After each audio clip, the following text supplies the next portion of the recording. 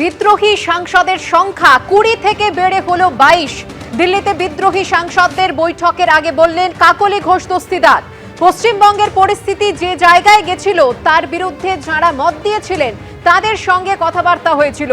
তার মধ্যে আরো কেউ কেউ বিদ্রোহী ব্লকে আসবেন।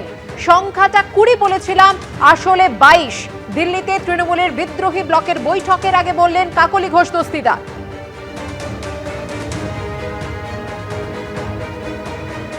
हमारा कोई डिमांड नहीं है। डिमांड क्या होगा? डिमांड देश का अच्छा करना, देश के लिए काम करना, वही है। যারা যারা এই পশ্চিমবাংলার বর্তমান পরিস্থিতি গত 4-5 বছর বিশেষ করে যে জায়গায় গিয়েছিল তার বিরুদ্ধে যারা মত দিচ্ছিলেন তাদের সঙ্গে কথাবার্তা হয়েছিল এবং তার মধ্যে আরও আছে, ধরে নিন আরও 2-1 আসবেন। আমি যেটা 20 বলেছিলাম সেটা আসলে 22, সুতরাং আমাদের অপেক্ষা করতে হবে।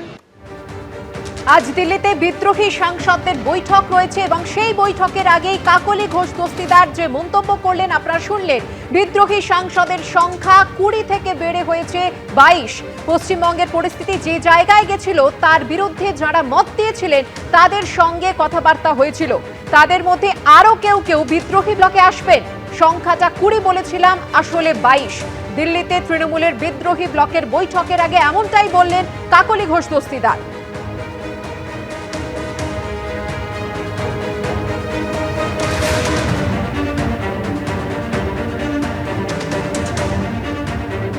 আরো একবার আপনাদের শোনাবো কাকলি ঘোষ দস্তিদার ঠিক কি দাবি করেছেন।